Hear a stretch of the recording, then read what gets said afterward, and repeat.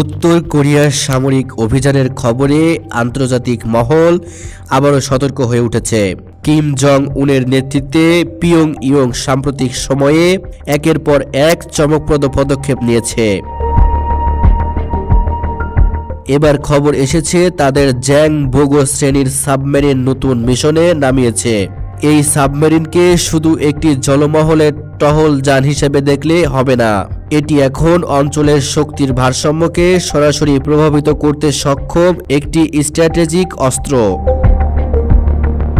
জ্যাংবোগো সাবমেরিনের নামের সঙ্গে যুক্ত হয়েছে ভয়ঙ্কর রহস্য ও শক্তি। সামরিক বিশ্লেষকরা বলছেন এটি একাধিক আধুনিক প্রযুক্তি ও অস্ত্র বহন ক্ষমতায় আপগ্রেড করা হয়েছে।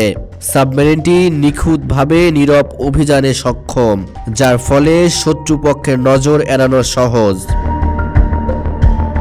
বিশেষ করে এটি লঞ্চ ব্যালিস্টিক মিসাইল বহনের ক্ষমতা রাখে বলেই আন্তর্জাতিক গোয়েন্দা মহল সতর্ক। এই ক্ষমতার কারণে কোনো সমুদ্র পথেই এটি আক্রমণাত্মক ও প্রতিরক্ষামূলক দুই ভূমিকায় ব্যবহার করা সম্ভব। সাবমেরিনটির মিশন নিয়ে বিস্তারিত কিছু বলা হয়নি, তবে সামরিক বিশেষজ্ঞরা মনে করছেন উত্তর কোরিয়ার এই পদক্ষেপের মূল লক্ষ্য সম্ভবত দক্ষিণ কোরিয়া ও যুক্তরাষ্ট্রকে আঞ্চলিক কৌশলগত চাপ দিতে।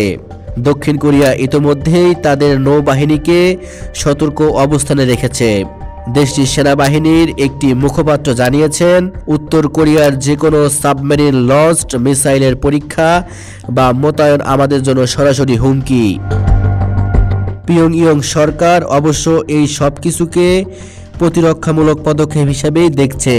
তাদের দাবি সাবমেরিন এবং অন্যান্য সামরিক কার্যক্রম কেবল দেশীয় নিরাপত্তার জন্য, কিন্তু আন্তর্জাতিক বিশেষজ্ঞদের মতে এই ধরনের পদক্ষেপ অজান্তেই আঞ্চলিক উত্তেজনা বৃদ্ধি করছে।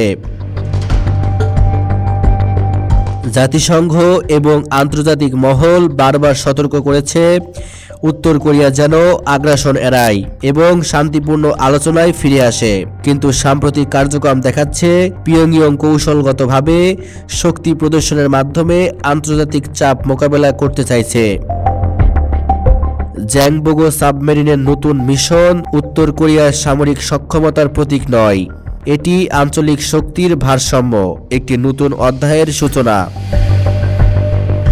আন্তর্জাতিক মহল এখন কেবল দেখছে কিম জং উনের এই পদক্ষেপ ভবিষ্যতের সংঘাত বা শান্তি আলোচনার ওপর কেমন প্রভাব ফেলবে। বিশ্ব এখন একটি সূক্ষ্ম ভারসাম্যের দিকে ধাবিত হচ্ছে, যেখানে একটি নীরব সাবমেরিনও আন্তর্জাতিক উত্তেজনার কারণ হতে পারে।